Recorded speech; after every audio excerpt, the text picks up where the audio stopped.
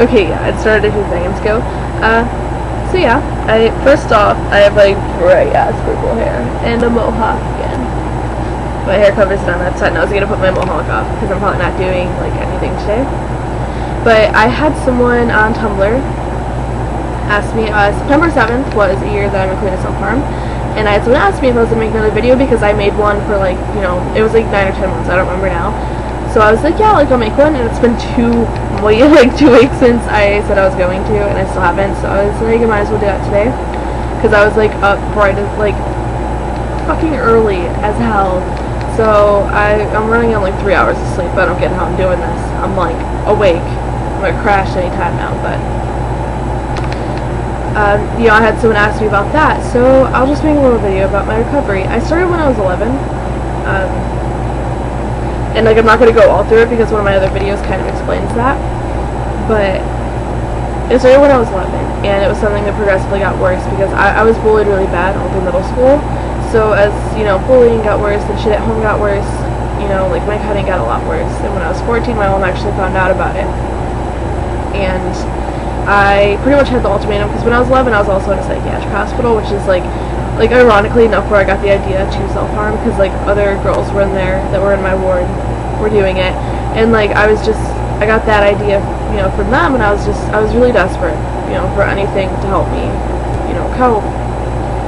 So that's how that came about. But you know, when I was 14, I had the ultimatum of either going back or seeing a therapist. So I saw a therapist for about a month and a half, and another month and a half, year and a half.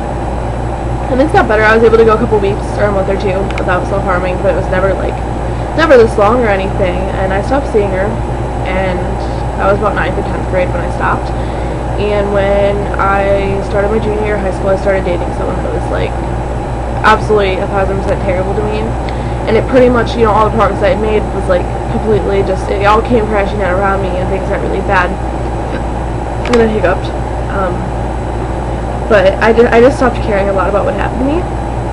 Whether I lived or die, I didn't care. And that's scary. When you honestly just don't care what happens to you, like that's one of the scariest feelings in the entire world, in my opinion. It is. But I was dating someone last year, and we talk every now and then. Now we broke up March, April this year, you know, after dating for like a year. And he definitely helped me just kind of realize, like,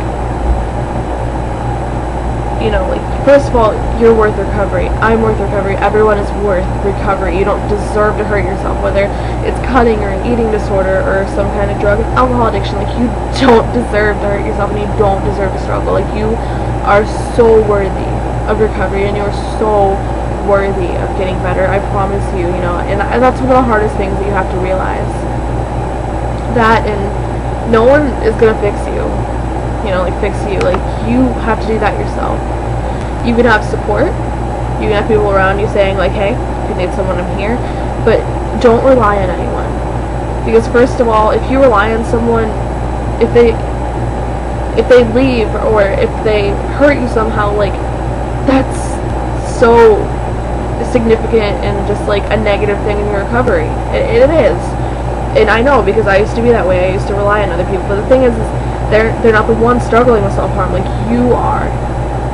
They can't fix you. You have to be able to put in the effort and help yourself. You have to fight, and you have to be strong. You, not them. They're not the ones fighting this, you are. And you can.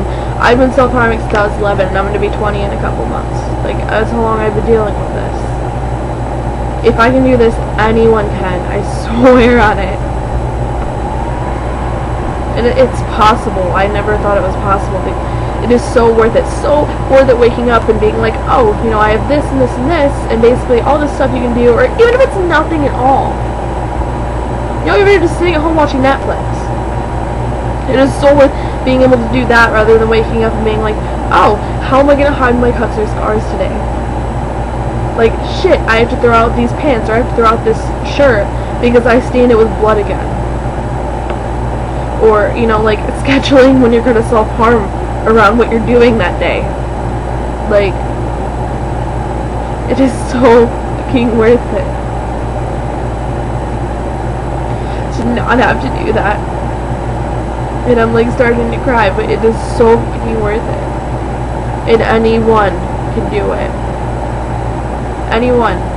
It doesn't matter how many times you relapse or anything, because the thing is when you go months or years or however long without self-harm, you're not going to look back and be like, wow, you know, like March 3rd of 2012 or 13, like I self-harmed, or this day, you know, this day I screwed up, this day I screwed up, whatever. You're not going to care about that. You're going to look back and be like, this is how far I've made it, and this is how strong I am. That's what you're going to care about. You're not going to care about how many times you relapse, and it doesn't matter. Just don't give up, ever, because it does get easier. It does. The first like week is the hardest part. The week, and then the first like month. Those are like the two big like milestones, you know. But usually after you get past that, it gets easier. It really does.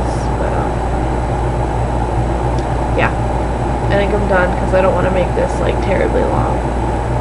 And if anyone needs anything, whether it's advice or you want to ask me something, or you know, anything, like message me, whether it's Facebook or Twitter or Tumblr or whatever.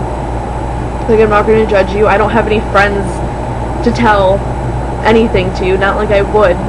You know, you tell me something and it'll stay between me and like my cats, you know. Yeah. Just stay strong, everyone.